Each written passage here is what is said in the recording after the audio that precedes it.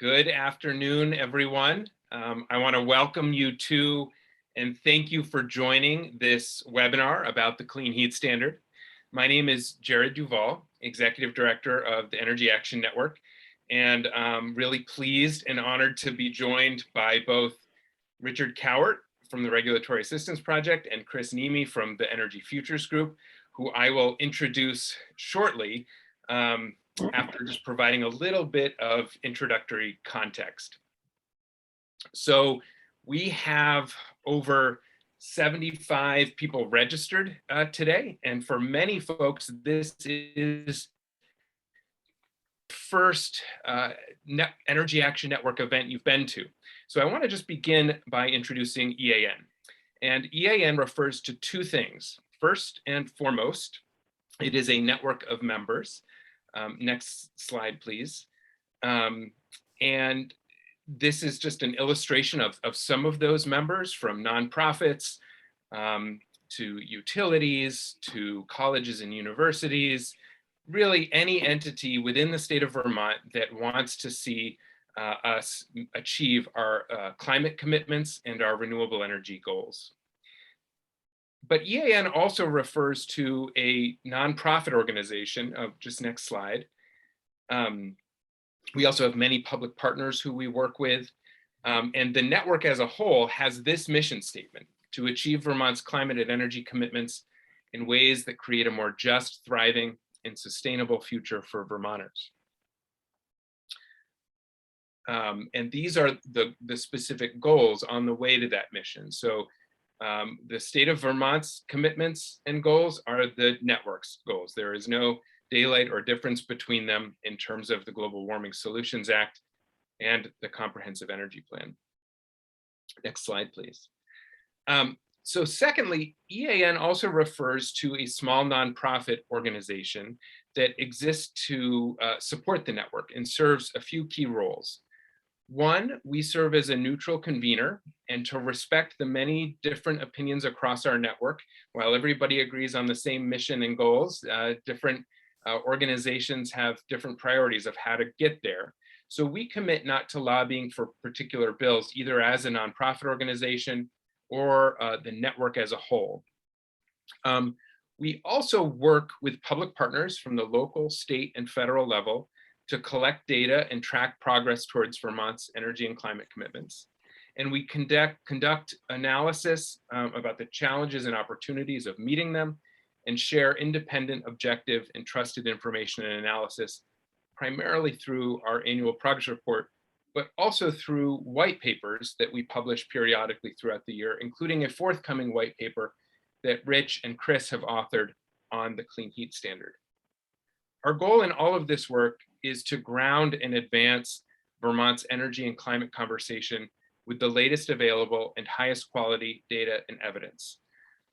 In addition to that work, we also convene and facilitate network action teams or working groups that emerge from our pitch process and our annual summit, and which I'll talk about shortly. Next slide. But before I do, I just want to go back in time a couple of years to an effort that EAN convened called the Vermont Energy Future Initiative. And this was a year-long effort with 24 experts and stakeholders across Vermont, met for full-day sessions to really dig in, do research together, do mapping exercises. And one of the things that emerged from that was an effort to identify the most strategic and effective leverage points to transition our energy system off of fossil fuels and towards renewable energy. And the number one finding that came out of that was that voluntary measures are woefully insufficient, and that binding policy standards are needed beyond just the electricity sector. They have been very effective there. If we're going to provide the regulatory and market clarity, along with the assistance to households and market actors, to successfully transition also the heating and transportation sectors off of fossil fuel. So next slide.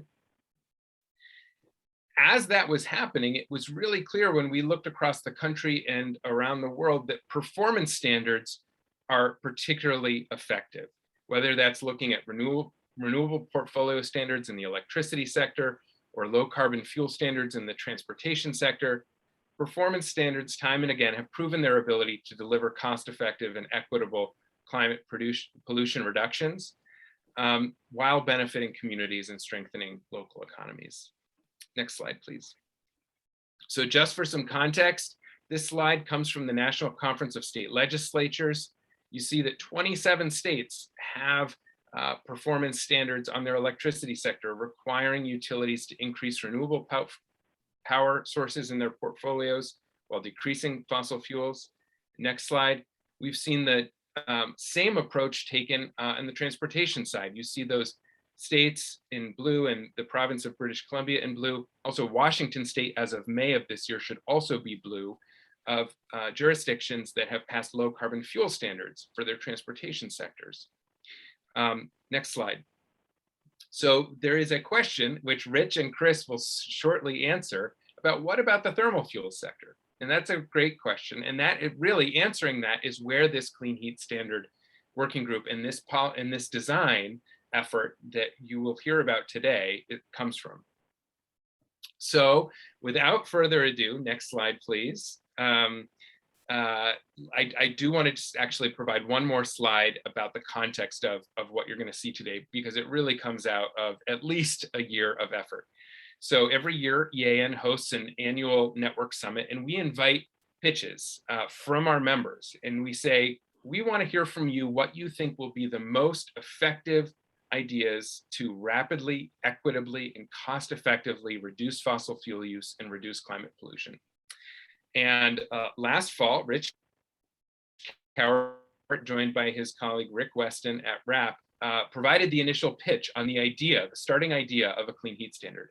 And over the last year, a working group was formed that has been co-chaired by Rich and also by Chris. And they have met regularly, sometimes every other week, sometimes every week, in sessions to help develop a draft of a model design of how a clean heat standard could work.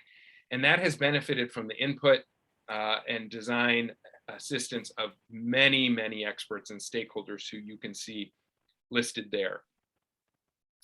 To introduce this clean heat standard design and tell you more about it, I am now going to introduce the two co-chairs of the Clean Heat Standard Working Group, Rich Cowart and Chris Niemi.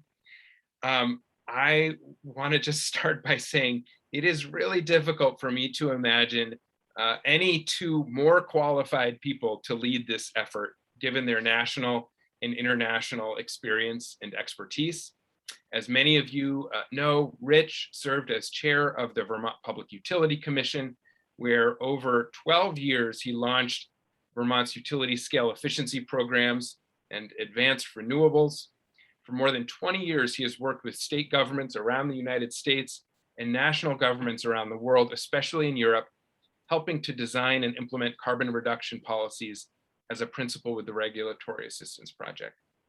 Among other public roles during the Obama administration, Rich served for 6 years as chair of the Electricity Advisory Committee of the US Department of Energy. And Chris Niemi is a principal and co-founder of Energy Futures Group, a clean energy consulting firm with offices in Vermont, Massachusetts, and New York.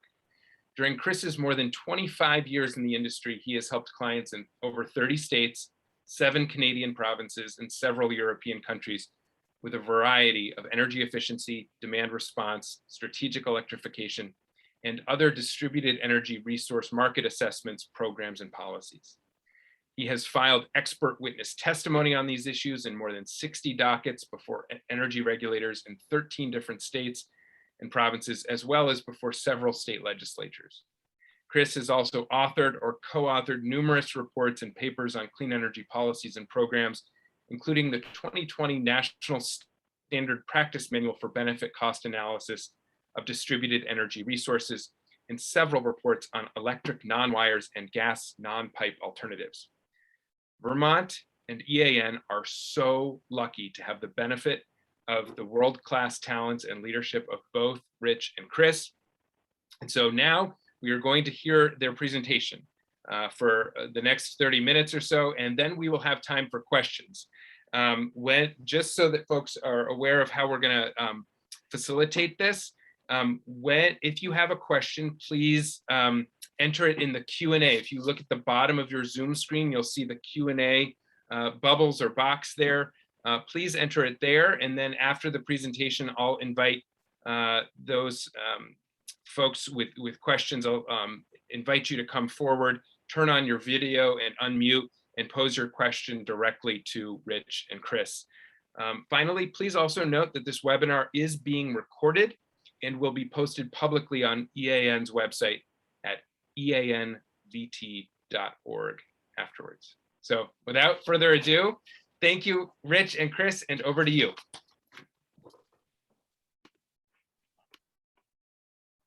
All right then. Kara, can I be seen?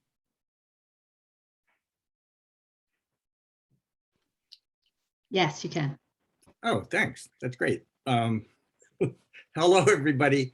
This is Rich Cowart, and I have to say, after a year of working on this idea, I am extremely happy to be with you today to explain the reasoning behind a performance standard for thermal fuels in Vermont, and to answer any questions that you may have about that after explaining the work that our working group has been doing over the past year. Can you go to the next slide, Kara?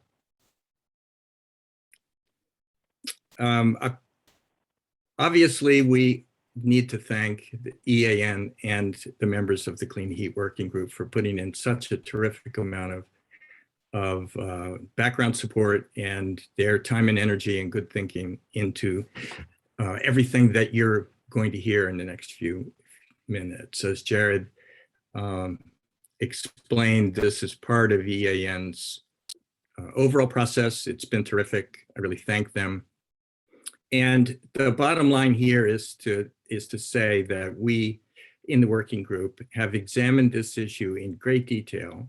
And the good news is that having done that, we're convinced that a clean heat standard could work. Go to the next slide. Why did we pick up this challenge? I have to say, this is a personal sort of story from me.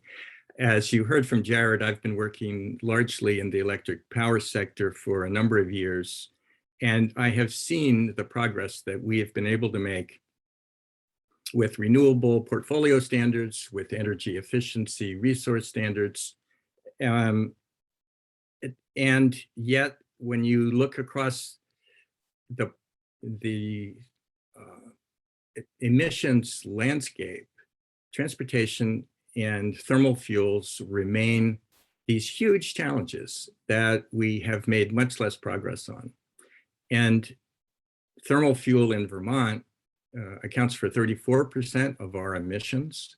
And it's worth noting that frequently I'm going to be talking about heating and thinking, probably you'll be thinking home heating or the heating of commercial buildings, but there are also industrial processes and other uses of thermal fuels.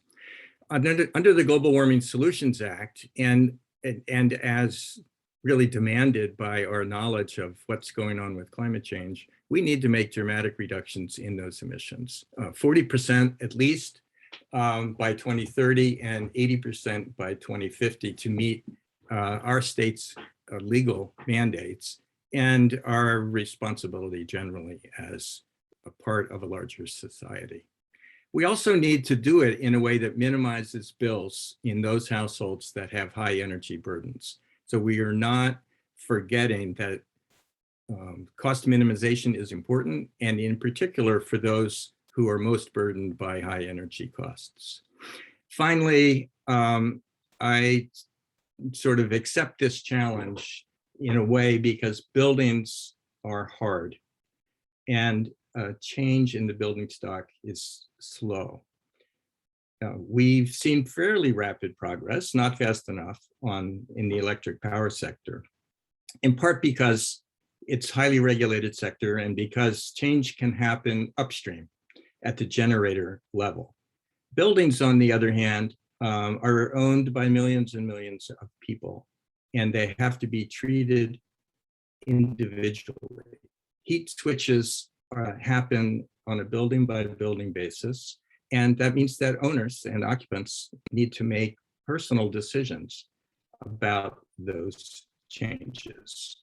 It doesn't mean that it's impossible, and we know from energy efficiency programs that we can do it, but it just means that we can't wave some kind of magic wand or issue a regulation that would make this happen automatically. I say buildings are slow because the pace of change in the building sector is pretty slow. The Vermont housing stock is just about the oldest housing stock in the country, and the rate of turnover in that stock is not very fast. The rate of new additions even to the Vermont building stock is pretty slow. So we need to get going, and we need to come up with a program that works with customers, with building owners, to help them to make the changes that would reduce the state's emissions and the emissions of individual buildings. Next slide. So what do we propose? We propose what we called the Clean Heat Standard. The Clean Heat Standard would be a performance standard requiring wholesale providers of fossil heating fuels to Vermont to deliver a gradually increasing percentage of low emission heating services to Vermont customers. It's similar to the renewable energy standard in that it's a performance standard imposed on energy providers. It's similar in that it starts relatively small, but it increases the performance obligation over time. In this case, we want that to be pegged to or in sync with the state's greenhouse gas reduction goals. And we measure it at the customer level. The point here is to change how we heat the buildings and how we provide heat to industrial and commercial processes. We're not trying to change the world here. We're trying to change what happens in Vermont.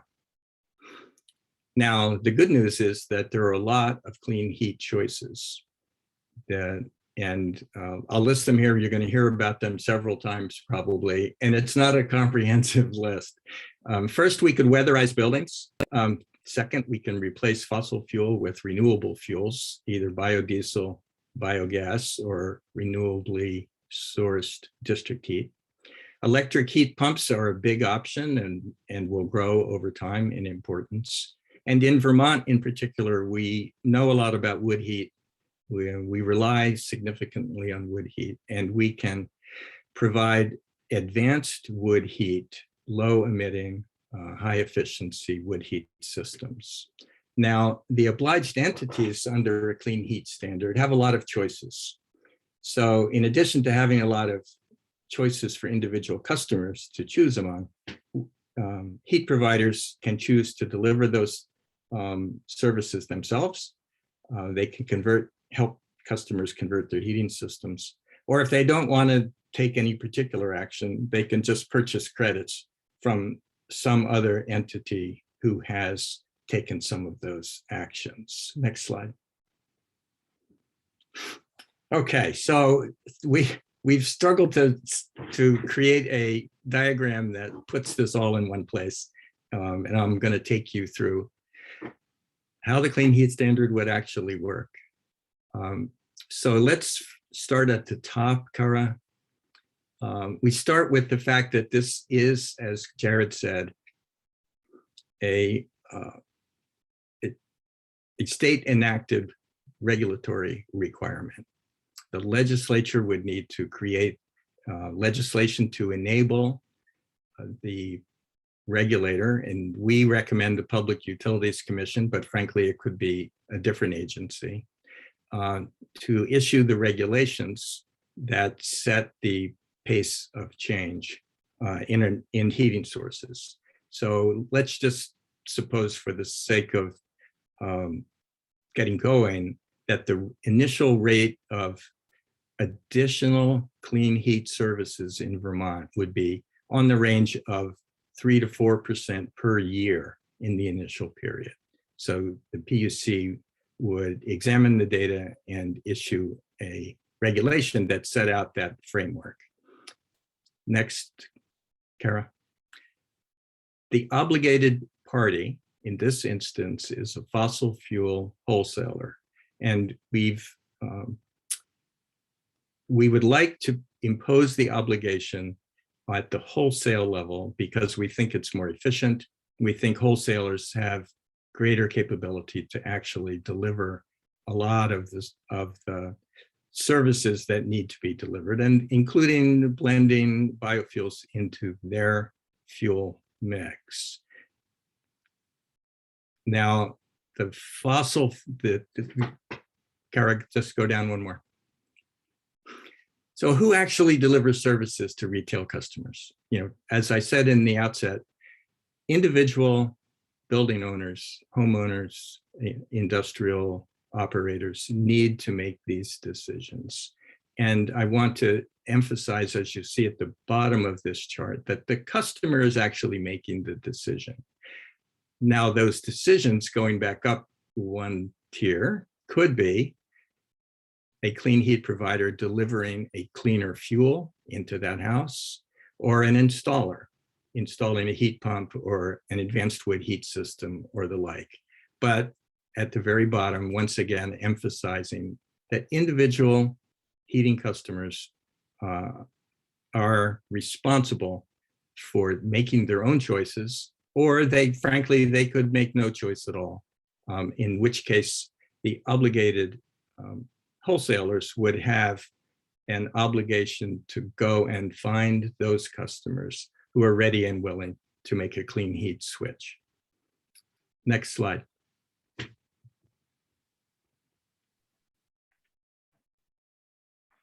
Chris, over to you.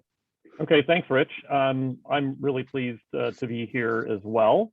So one of the points we want to make here is that while the clean heat standard is, we think of it as a new and innovative concept for reducing greenhouse gas emissions from the thermal sector, it was also really important to understand that many of the elements of it are not new. It builds on a foundation of policy and program work that's existed for, in some cases, decades, both across the country and in Vermont.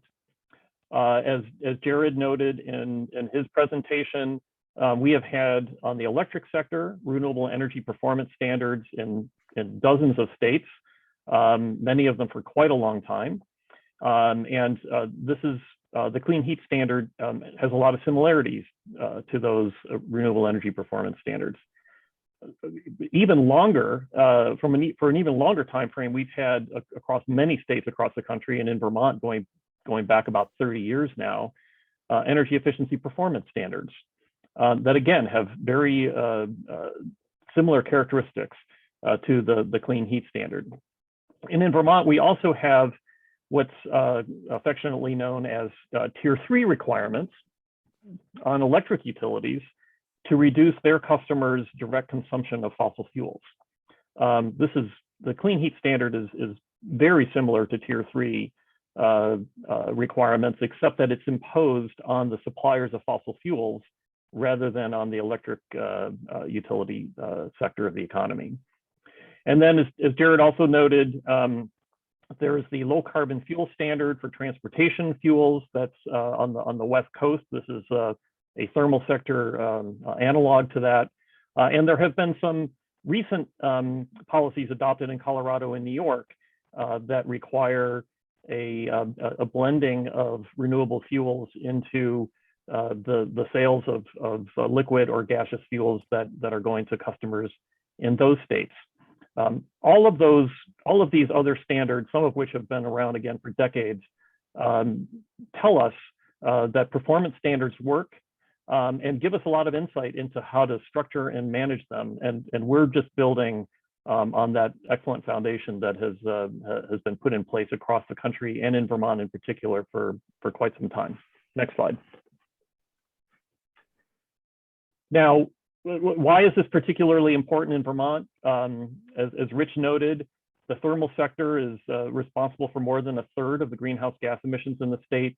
And the main reason for that is that most of the heating in Vermont, and we're a cold climate, so there's a lot of energy used for heating, is associated with fossil fuels, roughly 3/4 of it, with fuel oil being the biggest contributor, but natural gas and propane being substantial as well. Next slide.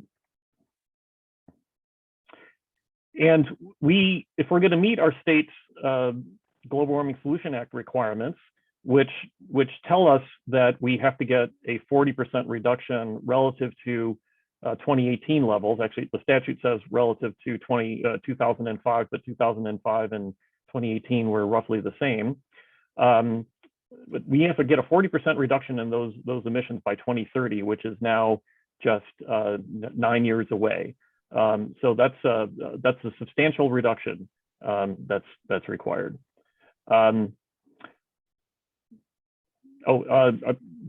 Correction. It's relative to the 1990 levels, and the 2018 levels were roughly the same.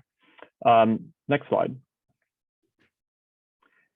Now, one of the reasons why we think the clean heat standard is an attractive solution for achieving those emission reductions, those substantial reductions that have to happen relatively quickly, is that it offers a lot of flexibility to the obligated parties and to customers and the providers of different clean heat solutions in terms of options for getting from here to there. And that's important because it's impossible to predict, going out several years, what new technology is going to emerge, how costs for some of these measures are going to decline or change over time. And so offering that flexibility provides an opportunity for innovation in the market to occur, and for providers to find different paths. With that said, what we've shown here in this graph is just an example of one possible path for a mixture of weatherization jobs on homes, heat pump water heaters to displace fossil fuel based water heaters, air source heat pumps in homes and businesses, and pellet stoves. And this pathway shows how the deployment of those measures in one scenario for achieving these reductions that our statute specifies for 2025, 2030, and 2050, one such pathway for getting from here to there. And you can see it does require substantial investments in many of these measures. By 2030, this pathway shows 150,000 nearly weatherization jobs, heat pump water heaters, and 200,000 air source heat pumps, and 50,000 pellet stoves. I want to make one important point here, is that biofuels, which, as Rich noted, are also an eligible measure, are not depicted in this graphic, but we do expect, and this is an EAN pathway from its most recent analysis.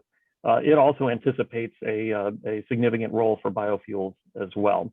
And of course, this is just a handful of the kind of leading measures that might be installed in homes and businesses. There are a whole range of other measures, from electrified cooking to ground source heat pumps and the like. Next slide. Now, it's important to understand that the kind of change that we're talking about is going to require a non-trivial upfront capital investment. However, it's also important to understand that at least in many cases, some of the measures that we're talking about for reducing greenhouse gas emissions, while they may require an upfront capital investment, will also provide energy bill savings over time. And in a number of cases, those energy bill savings will more than offset the upfront capital investment. So again, this is just a depiction of one set of estimates that EAN developed earlier this year of what the relative impacts on the net cost or energy cost or energy savings might be for a range of measures. There are kind of updated versions of these analyses currently being prepared for the Vermont Climate Council. These particular ones that are reflected in this graph are likely conservative, in part because they don't reflect the recent substantial increases in fossil fuel prices that we've seen in the market. But the bottom line point remains the same. We are going to need to make some upfront capital investments, but in many cases, those things will pay off over time, not just in terms of reductions in greenhouse gases, but in actual reductions in customers' energy bills. Not all of them, but many of them. Next slide. So how does this clean heat standard get implemented? How does this work? As Rich noted in the graphic he talked us through earlier, the obligated parties are going to be have imposed on them, the wholesale fuel suppliers in Vermont Gas are going to have imposed on them a set of increasing requirements for reducing emissions, and their reductions in emissions are going to be measured in terms of clean heat credits that they are going to have to acquire. And not just acquire, but then retire once they are acquired, to document that they've met their goals for any given year.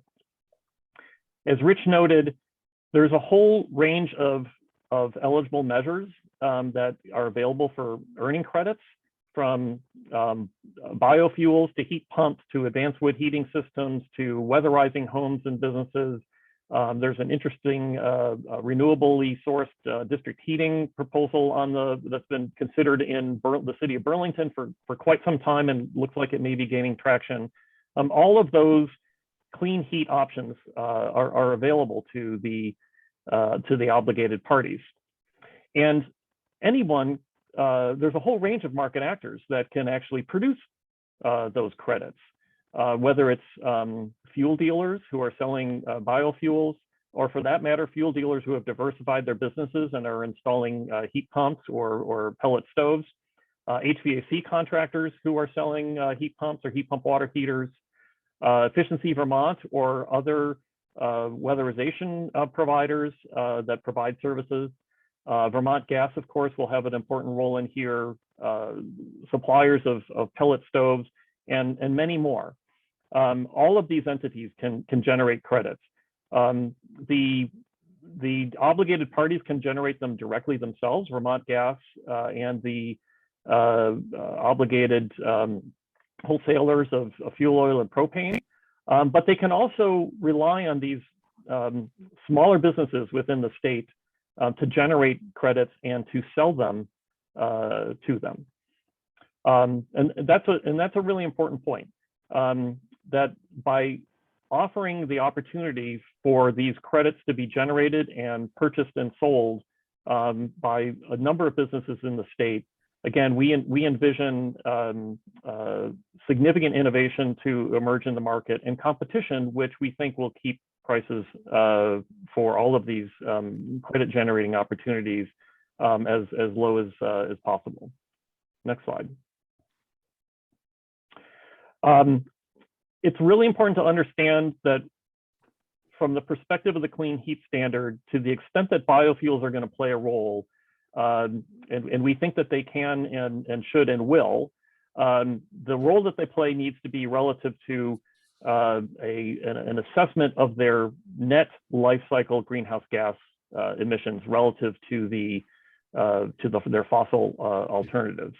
There should also be requirements that those biofuels be sustainably sourced. With respect to biofuels, we imagine that our standard could rely heavily on the work that California and its neighboring jurisdictions have undertaken in developing assumptions about these life cycle impacts in the development of the low carbon fuel standard that they're implementing for transportation. So we don't have to reinvent the wheel. We can build on the work that's been done elsewhere. With respect to biogas on the Vermont gas system. We imagine that can and should and will also play a role. But in order for a biogas to count in terms of generating clean heat credits, we're very clear in the policy that we've laid out here that Vermont Gas must own the gas and its environmental attributes. And more than that, it must have purchased a contractual delivery path to get the gas to Vermont. Vermont's Global Warming Solutions Act requires emission reductions in Vermont. And if we don't have a contractual delivery path for bringing a biogas to Vermont, then by definition, those reductions cannot be being realized by Vermont customers. And this aligns the requirements for biogas with how Vermont Gas currently purchases fossil gas. When they purchase fossil gas, they also have to acquire the delivery pathway and pay for it to get it to its Vermont customers. And again, biogas, just like biodiesel, would have to show greenhouse gas emission reductions on a net life cycle basis. Next slide.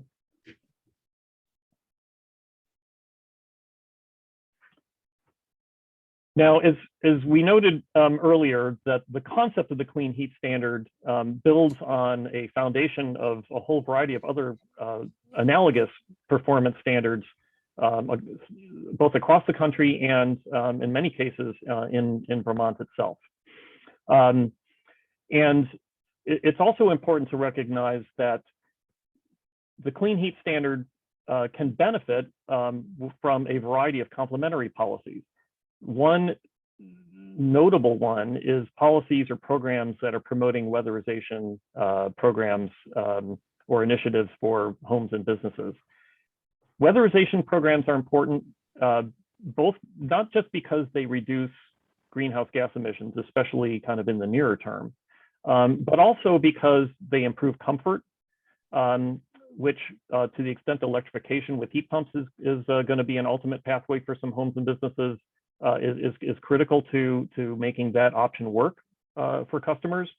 And also to the extent that electrification occurs, if weatherization takes place before or at the same time, or even shortly after heat pumps are installed, it may not provide additional greenhouse gas reductions, or at least not substantial ones in an electrified home, but it will have a vitally important role in reducing power demand, especially at times of winter peak, which will mean that any increased costs to the electric grid are minimized.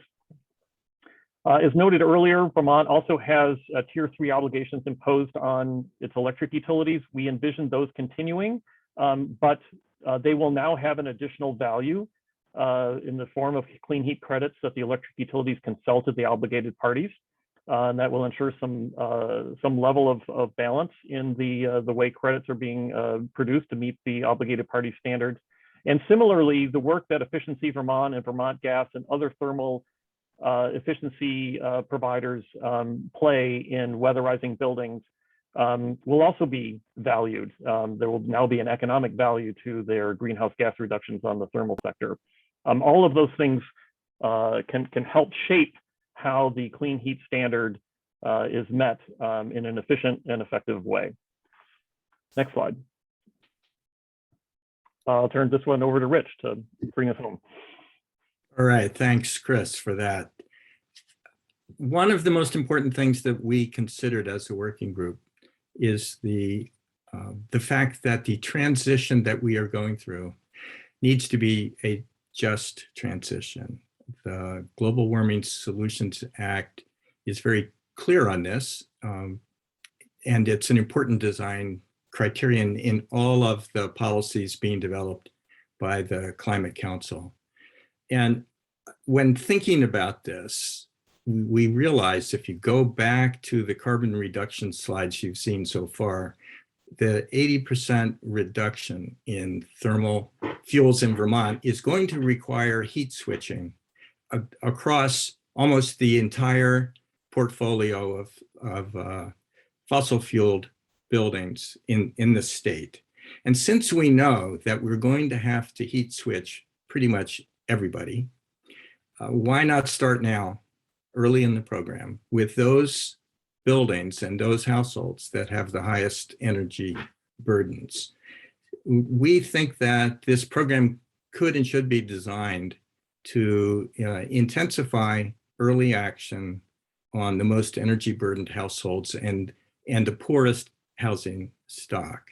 We have not settled on a program design. We think this should come after a separate inquiry that would involve collaboration and consultation with those on the front lines, the most affected households, social service and housing groups that work with those households, the weatherization programs, and so forth. There are a variety of options. We could require that a high fraction of credits in the early years need to come from low and moderate income homes or rental housing situations. We could give extra credits for clean heat in rental housing. We could make sure that clean heat is part and parcel of the weatherization at scale program. And we could make incentive payments that will help customers make any of these choices, make them income sensitive. There are just a variety of ways to approach this. I didn't want to leave this webinar without emphasizing that we think this should be built in from the very beginning. Next slide. A quick note about regulatory roles. As we've said a couple of times now, the clean heat standard is a performance standard. It's an obligation that needs to be, its implementation needs to be supervised. And based on the experience of the PUC in Vermont with Tier 3, the RPS, and energy efficiency, and the links to power and gas regulation, we think it's logical for the PUC to be asked to supervise the implementation of the clean heat standard. It's not essential that it be the PUC. That'll be a legislative choice. If it were the PUC, then we would expect the Department of Public Service to act in the manner that it does with respect to those other programs. It works closely with the parties. It develops evidence. It conducts independent analysis to make sure that the programs are actually delivering what they say they're delivering. And all of those are important roles. And then finally, you'll hear about something called a TAG.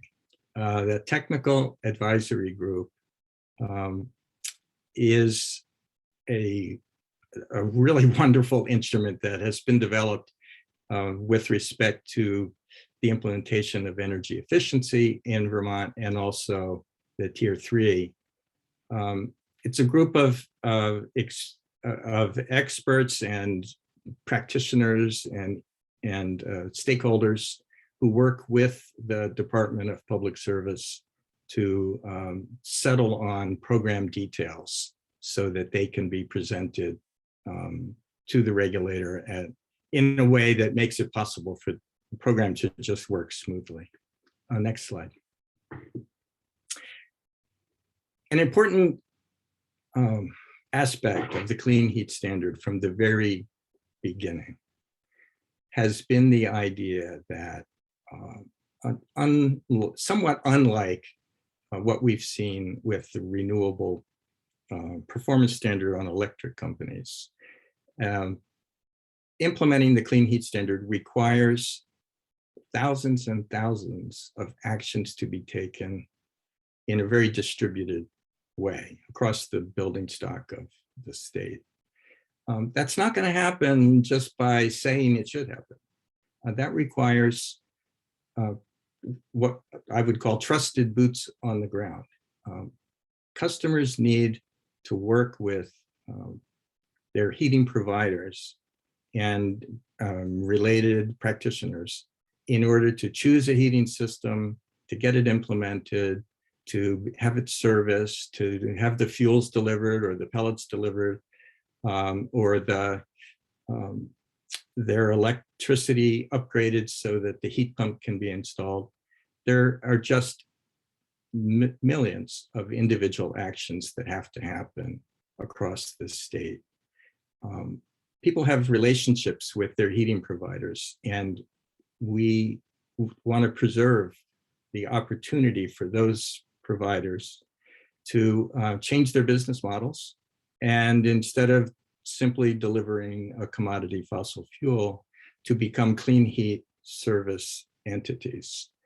The CHS, because it grows over time, gives all of those entities and new entities as well the opportunity to create a new business, to train the labor force needed to do it, and to watch them grow over time. Next slide. Now I'm going to conclude with 2 slides on why I think we really need a clean heat standard. First, as I just said, the focus of the clean heat standard is on customers. Real decisions need to be made by customers, and we need to help them to make those decisions. And in so doing, it provides a sustainable path for Vermont's fuel dealers. It doesn't pick winners. And as you know, Chris has given you a pretty good list of all of the options. Actually, there are more options than you've seen on the list. Somebody pointed out to me that we haven't listed here solar thermal, for example, as a possibility. There are any number, and in fact on the slides we don't list hydrogen. Some people think the future of pipeline gas is going to be found in different molecules, including hydrogen. We don't need to exclude any path that can prove itself in the marketplace. As I mentioned a few minutes ago, equity can be built in from the outset. So that's an important design criterion. And we've pointed out before, electricity is moving to clean. It's becoming much cleaner.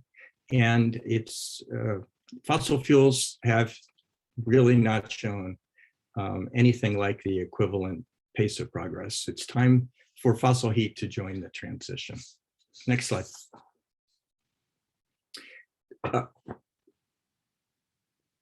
There's a movement around the country which is sometimes called electrify everything. And clearly, and I should say my organization, RAP, is well known around the country for advancing the theme of beneficial electrification, which we think is an incredibly powerful part of the energy transition.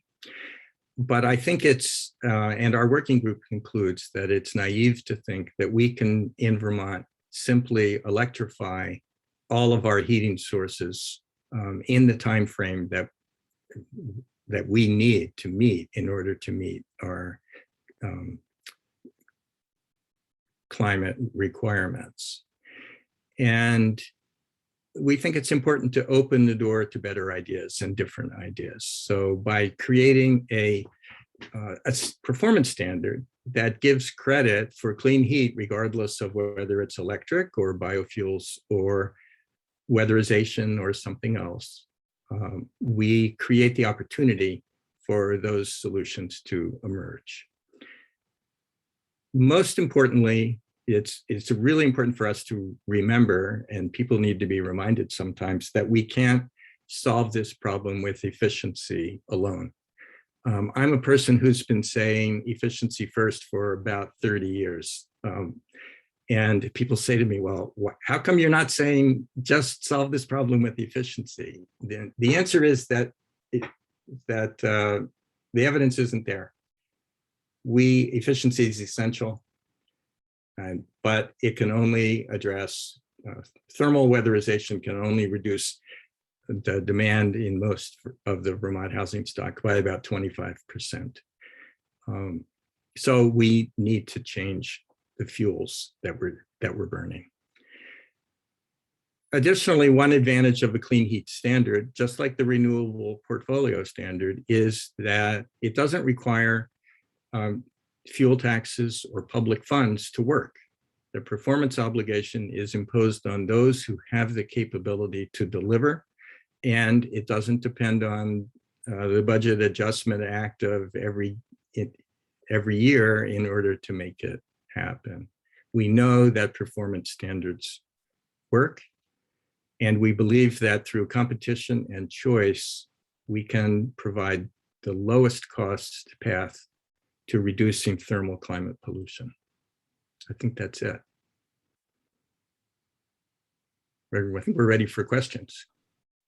Thank you, Thanks. Rich, and thank you, Chris.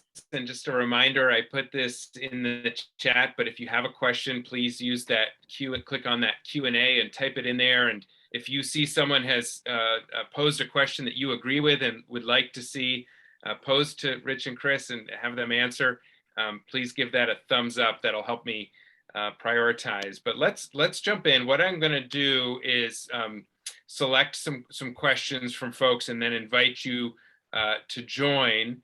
And let's get some of the logistical questions up front. So let's start with Gabrielle Molina. So I am going to invite you to join, Gabrielle. Just 1 second. And pose your question.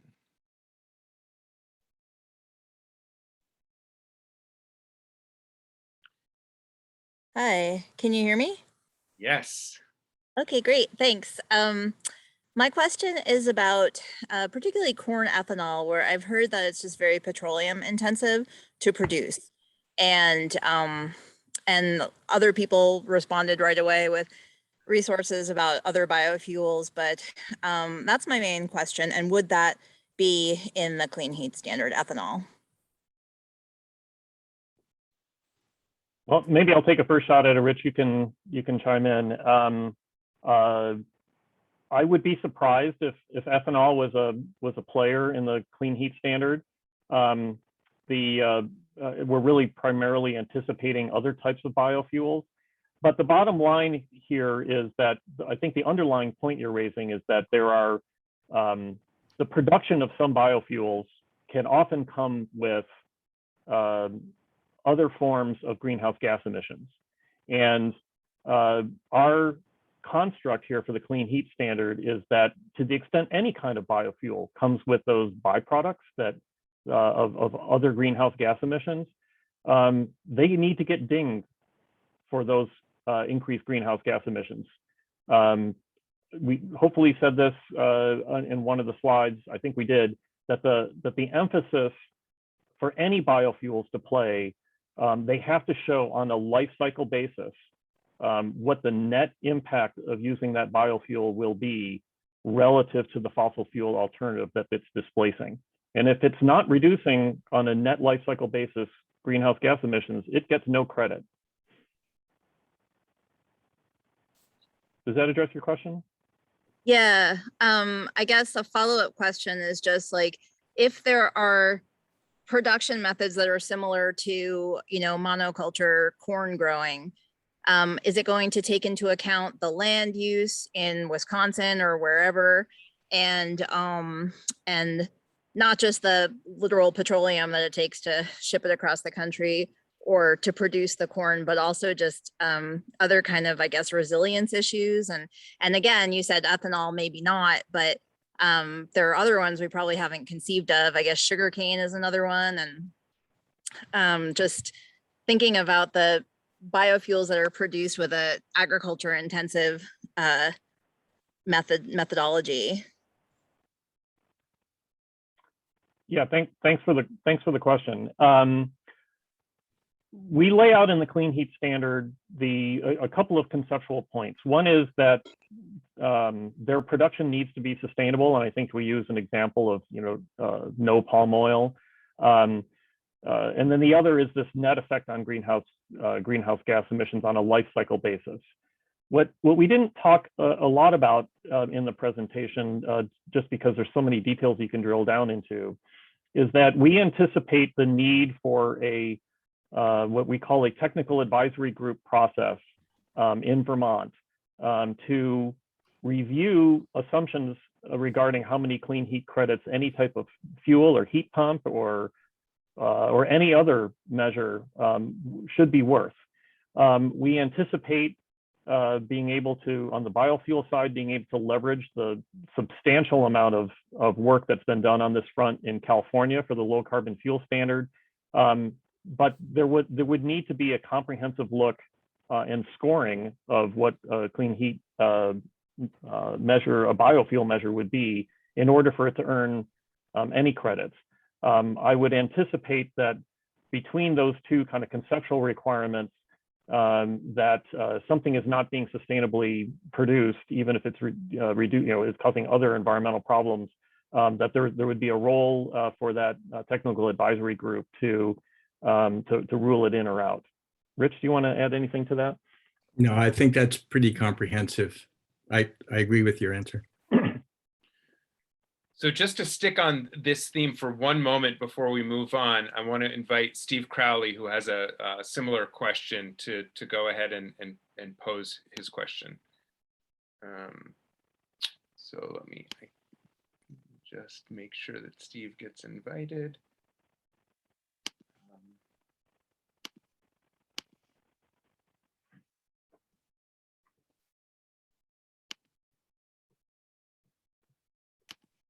Steve, I've just asked. Oh, Okay. How's can you hear? yes, we can hear you. Please go ahead. Oh, good. Okay, great. Thanks.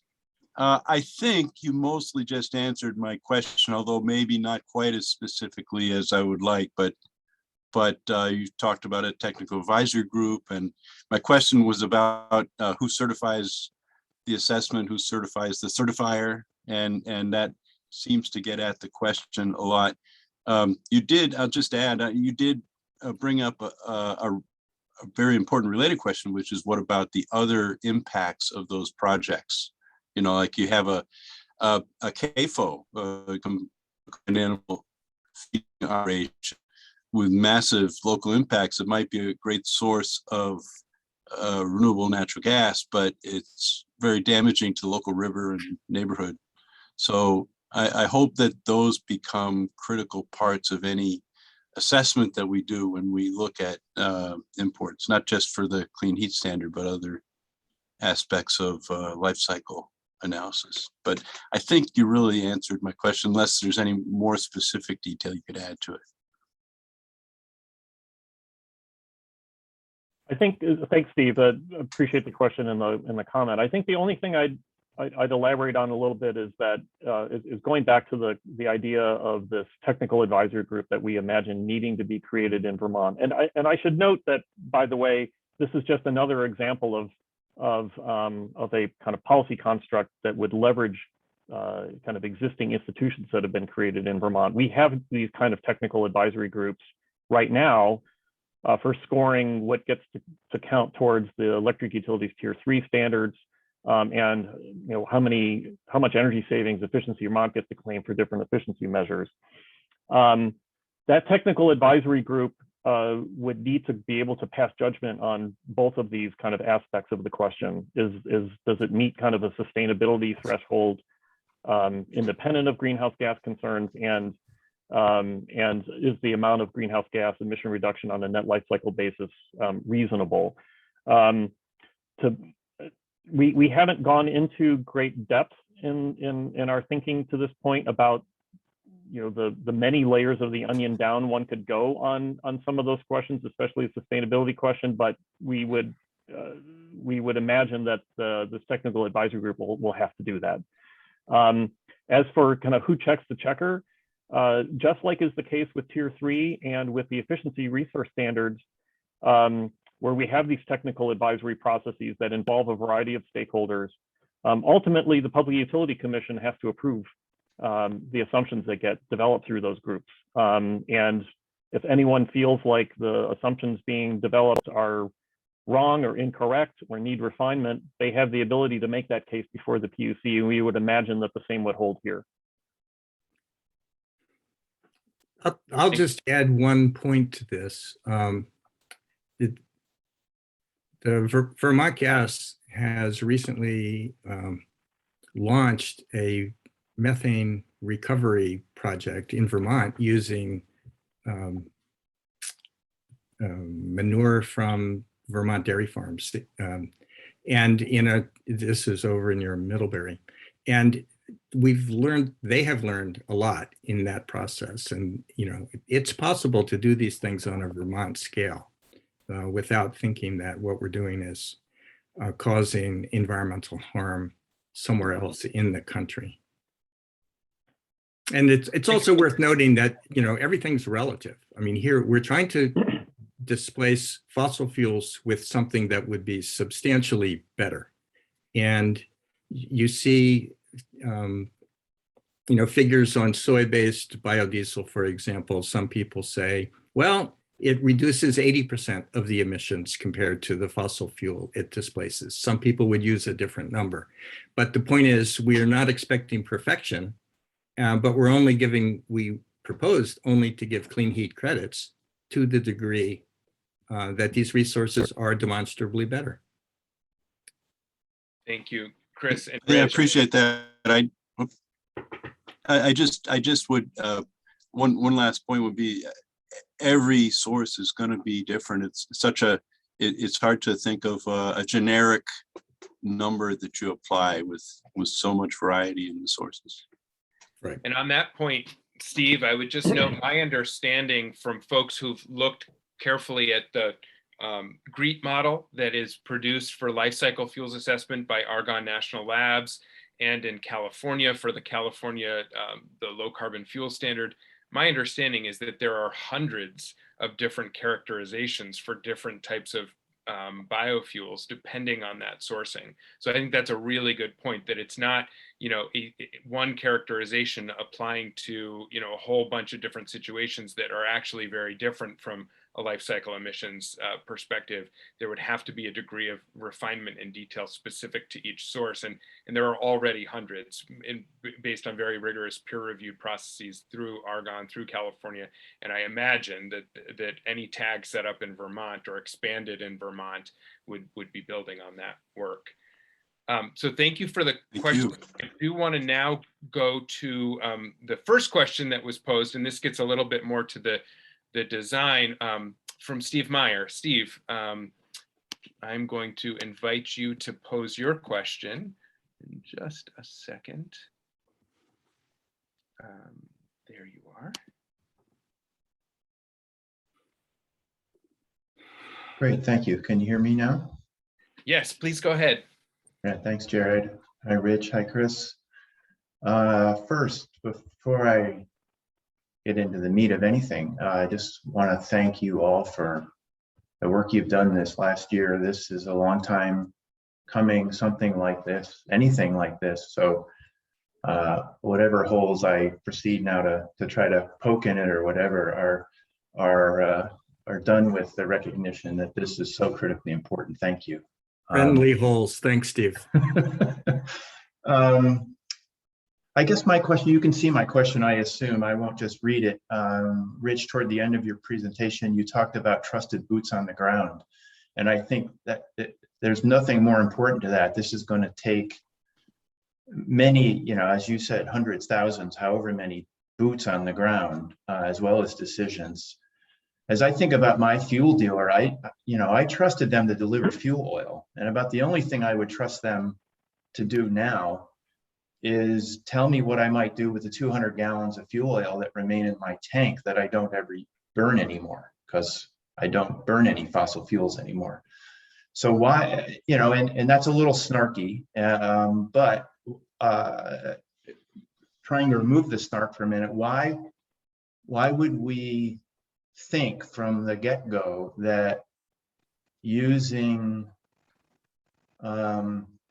people that have no experience with clean heat or clean heat products, for the most part, should be the ones that should ramp up and do the boots on the ground, as opposed to something more independent? I used the idea of Efficiency Vermont in my question, and my memory, such as it is that we tried something different to begin with back then, and it didn't work very well, depending upon the utilities to do efficiency work. So then we created this important, innovative, new entity.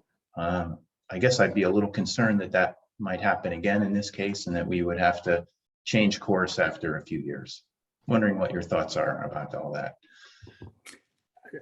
It's really an excellent question. Thanks very much for it. We agree that we need delivery agents who are trusted by customers. And we, I think, agree that there needs to be diversity in approaches, as well as in the kind of resources that people would choose. I mean, a lot of Vermonters might be more comfortable with a pellet stove than with a heat pump, for example. Others might prefer to get biofuels from their fuel dealer. Our working group included, we heard from fuel dealers, and the working group included a couple of fuel dealers who have been already in the transition themselves, and who install heat pumps, who deliver biofuels alongside their traditional heating products. It's possible that some fuel dealers will just choose not to participate, but we're not relying on them to do so if they don't want to. Efficiency Vermont can install these products, and the weatherization programs can ramp up and deliver weatherization jobs that would earn clean heat credits. You could start a company tomorrow that would deliver clean heat solutions to your neighbors and earn credits under this system. So the obligated entities are the upstream wholesale fuel providers, and let me add to that, for Vermont Gas Systems is included in that list. And the actual delivery agents could include any number of competing entities. Let me add a couple of things to what Rich just said. To first kind of hammer home the point that he made, and that a couple of people have made in the chat. I have a heat pump water heater in my house that was installed 3 years ago by my fuel dealer. While they didn't install my cold climate heat pump, they're actually servicing it. So as Rich noted, some fuel dealers have already, and I think as Brian Gray and Matt Coda noted in the chat, some fuel dealers have already started to make this transition. I think a couple other things I want to note is that this is a performance standard that, as Rich noted, will be imposed on the wholesale suppliers of fuel oil, propane, and other fossil fuels, as well as Vermont gas. We didn't talk about it in the presentation, but if you read the white paper and drill down into a couple levels of detail on this, we do note that, as Rich said, even an obligated wholesale supplier of fuel oil does not actually have to go out and generate credits themselves. They can buy them in the market. They can hire Efficiency Vermont to go generate them for them, or any other entity. And we even offer an option. We suggest in the white paper that we create the concept of a default clean heat provider, so that if there are entities that don't even want to think about it, that are obligated and don't even want to worry about managing it, they can assign their obligation. They have to give money along with it to that default supplier, who can then go in and acquire, will then essentially assume the obligation for acquiring those credits, but have the resources given to them to do that. We also have, we didn't talk about in the presentation, but is in the white paper, a suggestion that there'd be a pretty steep penalty for non-compliance. So if you're an obligated party and you had to deliver 100 credits in 2024, and you only delivered 90 or produced 90 and retired 90, you're going to pay a penalty in a non-trivial one for the 10 you didn't supply, and the money for that penalty would then go to the default provider to go and acquire those credits in the subsequent years to help you catch up. So for all of those reasons, we think that in addition to the diversity of options that are associated with setting up a clean heat standard the way we have rather than centralizing it in one place. We think it'll still get us to the reductions that we need. We absolutely need, and that we've built in kind of belts and suspenders into the system to make sure that'll happen. Great, Yeah, thank and you. as a final word on this one, Steve, as someone who participated in the history that you were alluding to, I approached this, as Steve just said, or as Chris just said, with an experienced eye and an eye towards making sure that we had belts, suspenders, and then another belt in order to really meet the standard that we're trying to achieve here. Thanks. Thanks, Steve. So next question, just a reminder, I'm not seeing anybody thumbs upping those other questions. That thumbs up icon is in the lower left under the question. So that helps me prioritize what to ask. Otherwise, I'm just going to keep trying to go with the flow. I'm going to invite next, just continuing on this thread a little bit, Jack Shapiro has a question, and I'm going to now invite you, Jack, to pose that question. I can just find you. There we go. Yeah, hi everyone. And I think my question was mostly answered just about like how this might work for some of the potential participants, like either a retail fuel supplier or a weatherization contractor. I mean, it sounds like essentially they would add installing heat pumps or wood pellet boilers to their business. They would generate clean heat credits and sell them into the market, where the wholesalers would then be obligated to buy them. And I guess the question I have is are there any other incentives at play to nudge them towards reducing reducing fossil fuel use, or is that basically it? I think you've nailed the basics there. And I'll circle back on part of what you said, which is that we envision weatherization providers being encouraged through this mechanism and being supported financially to package clean heat solutions with weatherization projects. And that's just going to be a really important part of the path forward. In this proposal alone, we do not propose a funding source, let's say, for incentive payments that would come from some additional source, but we recognize that incentive payments to providers and/or customers are sometimes really valuable in accelerating progress. And it may be the case that the obliged wholesalers would, in the credit market, actually be needing to make finances available for incentive payments to installers such as the weatherization contractor you just alluded to. That would be a matter for competition to uncover, how much is needed in order to make the progress that the standard requires.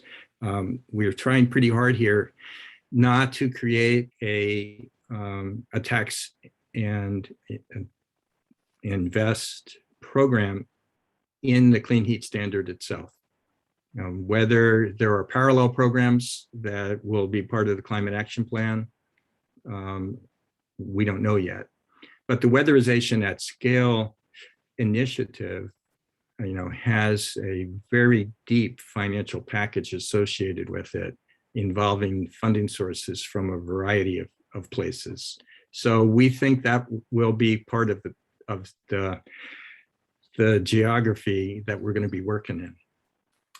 Well, thanks so much. I'm watching this with great interest from over in Maine, where we share a number of the similar dynamics in our thermal sector. So really looking forward to seeing the white paper. Thank you. All right, thank you.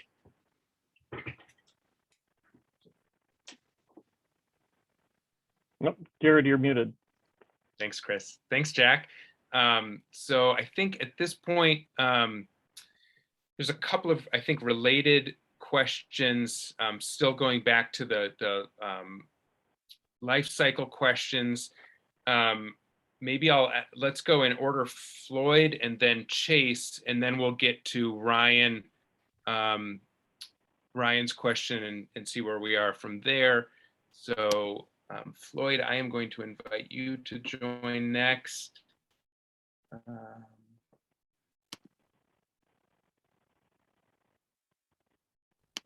Yeah, hi, can you hear me? Yes, please go ahead. Yeah, so my question, and thank you very much for great work that you put into this, and really thoughtful, very interesting. So I'm with the Floyd Vergara National Biodiesel Board. Of course, we're interested in the biofuels part of this, so that's where my questions are coming from. So, you know, I don't like to leave anything to chance, so I think I know what was meant by the net life cycle GHG avoided basis, but I'm wondering if you could elaborate on that a little bit more. You know, maybe illustrate it with an example. And then the next part of my question was whether you would be using an existing model, life cycle model like GREET to do that sort of analysis and scoring. So if you can touch on those two things, I'd appreciate it. Okay, maybe I'll take a first run, and Rich, you can chime in. And I'll start with the second question. Would we use an existing model? I don't know. We don't get prescriptive about this in the white paper. We note that there's been a ton of work, for example, in the development of the California low carbon fuel standard that could be leveraged, and suggest that to the extent that there's something we can rely on that doesn't require reinventing the wheel, that would be a good thing to do. But I think ultimately we would defer to the Vermont Technical Advisory Group. We would imagine getting created to address this, to make final decisions on that front in terms of what model makes the most sense and so on. In terms of examples, I'm a little bit more familiar with some of the biogas concepts than I am with biodiesel. So maybe I'll give an example there. You can get biogas from landfills. And folks often think of that as, okay, well, that's one type of biogas. It would all, it would get one score. But it actually can come in many different flavors. If you're talking about a landfill that is currently just venting methane to the atmosphere, you would get one amount of greenhouse gas credits for capturing that methane and using it in lieu of fossil methane. Alternatively, if you have a landfill that's actually currently capturing its methane and flaring it, so what it's emitting to the atmosphere is carbon dioxide as opposed to methane, you would get a very different clean heat score for that. And then you could even imagine a third landfill that is not only capturing methane, but then burning it to generate electricity that's put on the grid.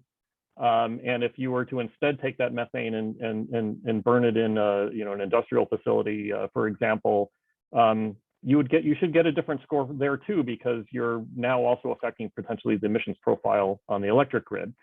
And that's just one example of the fact that, as someone noted, I think Jared noted earlier, and others too, there are so many different flavors of biofuels that we need to be careful to capture, and the net effect for all of them is going to be a little bit different, and we need to make sure that we have a system that accounts for that. Thanks, Chris. If I can follow up on that. So just by way of background, before I joined NBB, I spent 32 years at the California Air Resources Board. So I was actually part of the original team that put in place the low carbon fuel standard in that state. So I'm familiar with the avoided GHG framework for biogas, from landfills and wastewater treatment and all of that stuff. I guess I was wondering how you would apply, or were you thinking of applying that same concept and how you would do that to other biofuels, particularly liquid biofuels like biodiesel and renewable diesel. Because I mean, I don't see it as being directly applicable, but I just wanted to get your thoughts on that. Go ahead, Rich. You were going to say something. Well, I think that this is a great question. And by the way, I want to thank you and your colleagues for the really useful information that you all provided to us when we were, meeting with the working group.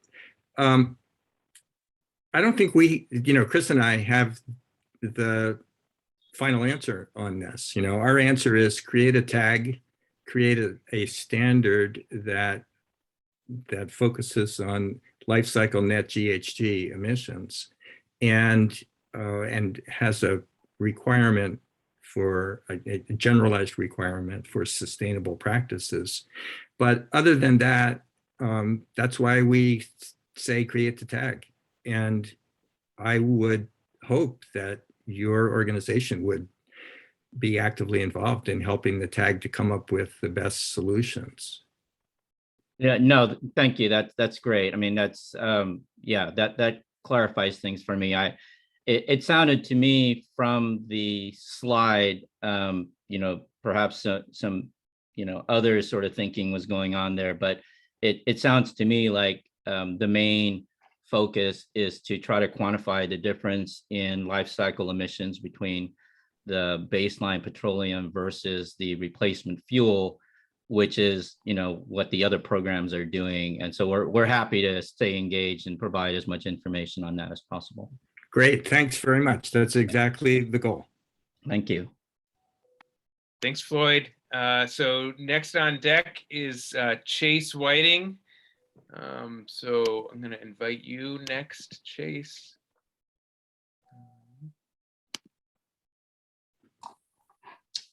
Can you all hear me? Yes, please go ahead. Thanks. All right, thanks. So my question pertains to the generation of clean heat credits, and just sort of thinking a little bit through how those might be generated.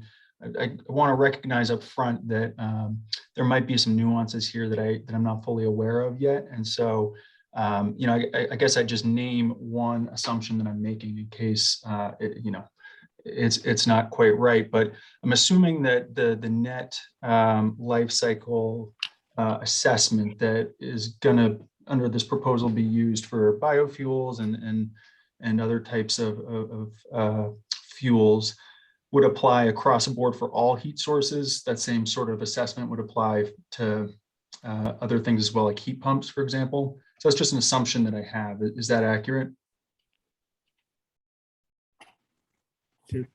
In general, yes.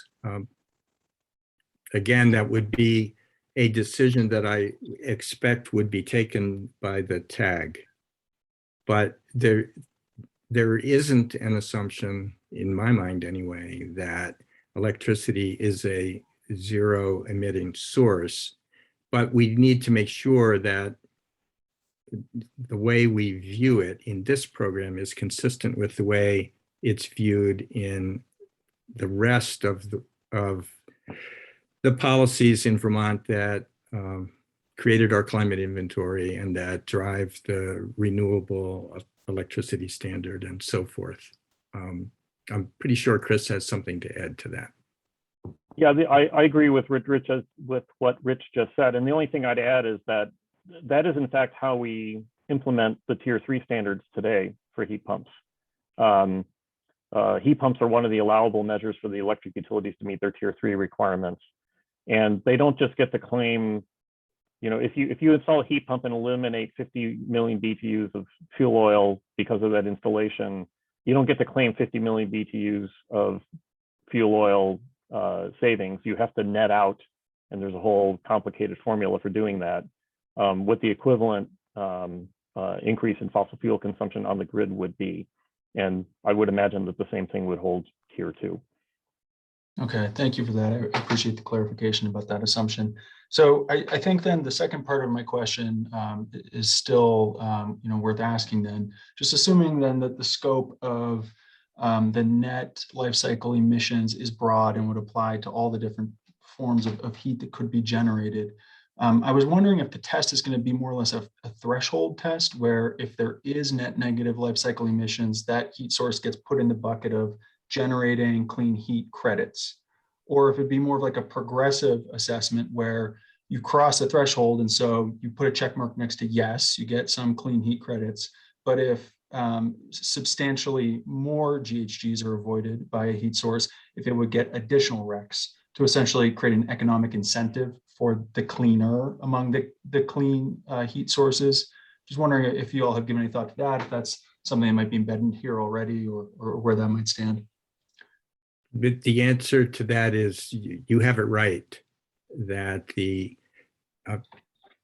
fraction of credits earned for particular actions is in proportion to the greenhouse gas emissions avoided.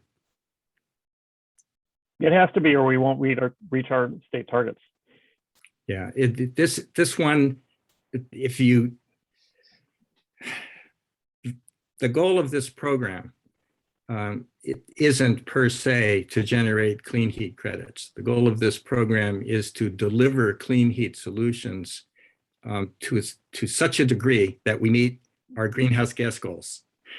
And so that's how we measure it. So the common denominator, or the currency to be used to measure clean heat credits, is how many tons is it avoiding